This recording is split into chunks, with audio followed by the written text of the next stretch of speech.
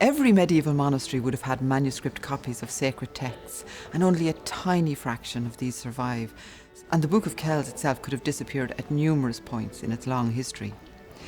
The island of Iona, off the coast of Scotland, where it is thought that Kells was written in 800 AD, suffered several Viking attacks in the 9th century, during any one of which, if the manuscript was there, it could have been stolen or burned. And after one attack, the monks set off with their boats, bringing the all-important relics of St. Columcille with them to safety in Ireland. Can you imagine a sea crossing in an open boat 1,000 years ago? And other relics associated with St. Columcille, including his bell, were lost overboard on one such a trip. The Book of Kells could have disappeared after it got to Ireland. The Annals of Ulster record that it was stolen in the 11th century, describing it as the most precious object of the Western world. And it wouldn't have been stolen for its own significance, but on account of the gold shrine or possibly binding that was on it.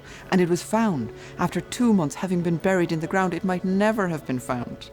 And the pages which are missing from the beginning and the end probably went missing at this time. It was also very vulnerable to loss or damage during the mid-17th century wars in Ireland, which were terrible.